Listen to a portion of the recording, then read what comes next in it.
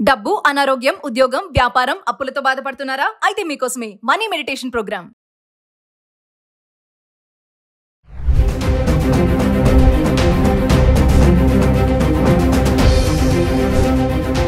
అమ్మ నమస్కారం. నమస్తే సంగీత. అమ్మ, కేంద్ర ప్రభుత్వం కొత్తగా ఏంటంటే ఇప్పుడు సమోసా, జిలేబీ, పావు బాజీ, చాయ్, బిస్కెట్ వీటిని ప్రమాదం మన హెల్త్ కి అని చెప్పేసి ఎయిమ్స్ యూనివర్సిటీతో కలిసి ఒక పైలట్ ప్రాజెక్ట్ ని మార్కెట్ లోకి తీసుకురావాలనుకుంటుంది.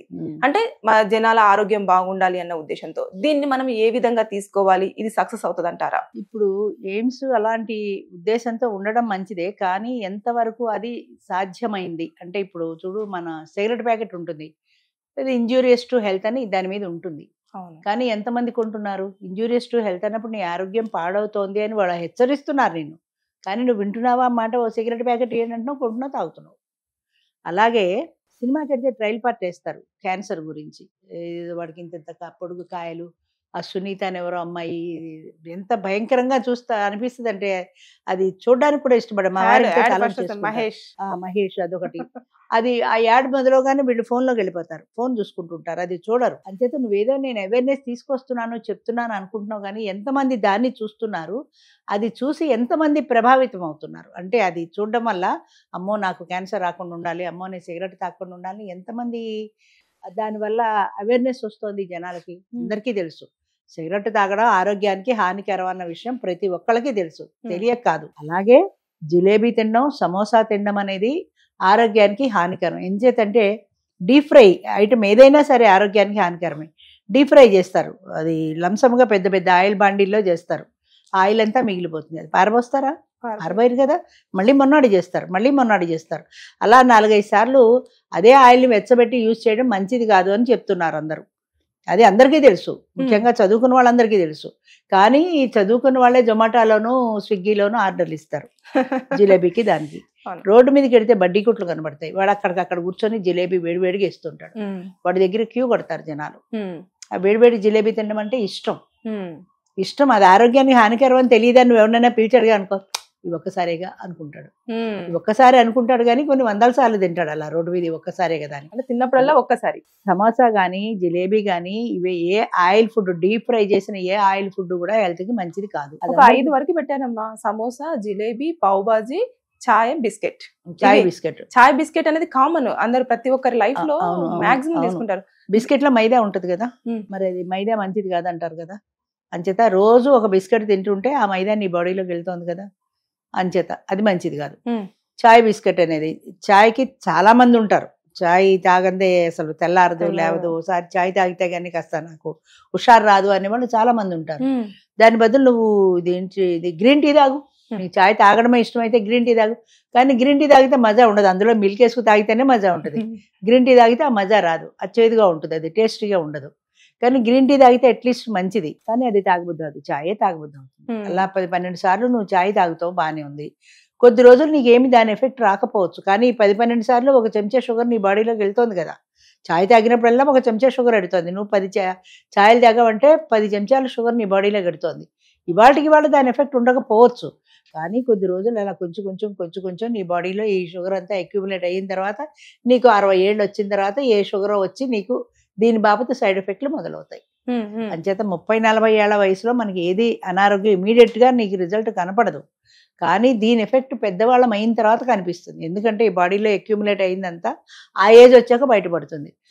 అప్పుడు నువ్వు ఒక్కసారిగా నువ్వు మానే చాయ్ తాగడము అంటాడు డాక్టర్. మానగలవా? ఇన్నేళ్ళు అలవాటు అయిపోయింది, మానలేవు కదా, షుగర్ లేకుండా తాగలేవు, మరి ఏం చేయాలి? మరి ఇప్పుడు వీళ్ళు కేంద్ర ప్రభుత్వం తీసుకొస్తున్న ఈ పైలట్ ప్రాజెక్ట్ అనేది సక్సెస్ అవుతుంది అంటారమ్మా? అంటే ప్రమాద హెచ్చరికలు మాత్రమే అంటే అది నాకు ఎప్పుడు అర్థం కాని విషయం ఏంటంటే, సిగరెట్ త్రాగడం హానికరమో అని దీని మీద వేసే బదులు అసలు సిగరెట్ తాగడాన్ని ఎందుకు బ్యాన్ చేయరు, సిగరెట్ ఫ్యాక్టరీలు ఎందుకు మూసేయరు? కారణం అని తెలియదు. అంటే బహుశా చాలా మంది అన్ఎంప్లాయీస్ అయిపోతారు, సిగరెట్ ఫ్యాక్టరీలో పనిచేసే జనాలందరూ అన్ఎంప్లాయ్మెంట్ పెరిగిపోతుంది, ఉన్న వాళ్ళకే ఉద్యోగాలు లేకపోతుంటే ఇంకా వాళ్ళు కూడా వస్తే ఎలా అని హెచ్చరిస్తున్నారు, మీ ఆరోగ్యం కోసమని.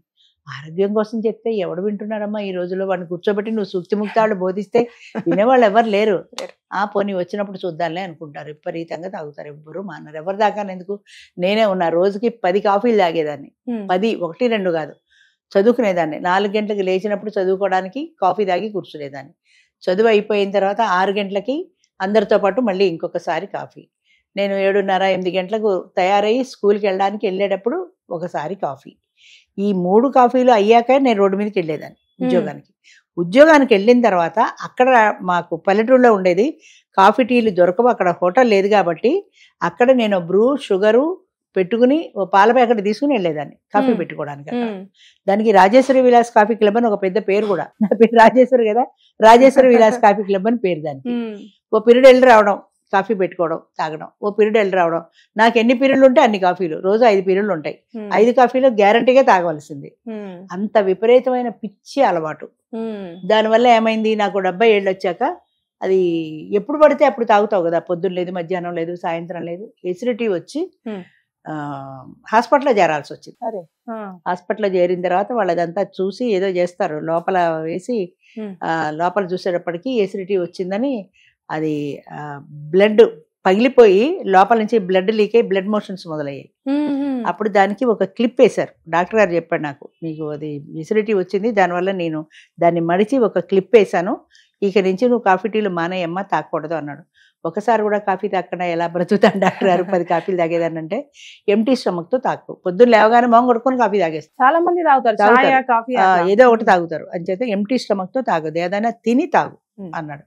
అప్పటి నుంచి మొలకలు, ఖర్జూరు అలా ఏదో ఒకటి, బిస్కెట్ తింటలే మరి, తిని తాగుతాను, అప్పుడు పర్వాలేదు. అలాగే ఈవినింగ్ కూడా ఒకసారి తాగితే ఏదైనా స్నాక్ తిని అప్పుడు తాగాలి. అలా కాకుండా తాగితే, నాకు చిన్నప్పటి నుంచి కాఫీ అలవాటు, 10 కాఫీలు తాగిన మనిషిని 70 ఏళ్ళు వచ్చాక దాని ఎఫెక్ట్ చూపించడానికి 70 సంవత్సరాలు వచ్చింది నాకు. అప్పుడు చూపించింది. అంచేత ఇవాళ కాఫీ తాగేవాళ్ళు రేపటికే నాకు చూపిస్తుంది అనుకోకర్లా.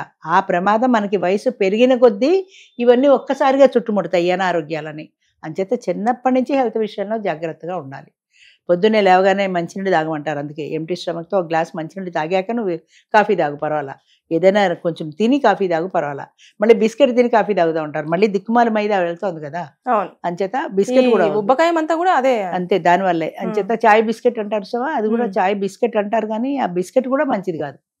అంతకంటే స్ప్రౌట్స్ తిని మంచిది, మొలకలు తింటే మంచిది కదా హెల్త్ కి. ఒక చెంచా స్ప్రౌట్స్ తిని కాఫీ తాగు. అంచేత వీలైనంత వరకు కూడా ఇది వీళ్ళు హెచ్చరిస్తున్నారు నిజమే, కానీ ఆ హెచ్చరిక ఎంతవరకు ప్రజల్లోకి ఎడుతుంది, ఎంతమంది దాన్ని చూసి వెనక్కి తగ్గుతున్నారు. ఇప్పుడు సిగరెట్ ప్యాకెట్ మీద చూపిస్తున్నారు, ఎంతమంది సిగరెట్ తాగడం మానేస్తున్నారు మాంటల్లా. క్యాన్సర్ గురించి టీవీలో చెప్తున్నారు, ఎంతమందికి అవేర్నెస్ ఎంతవరకు వస్తుంది.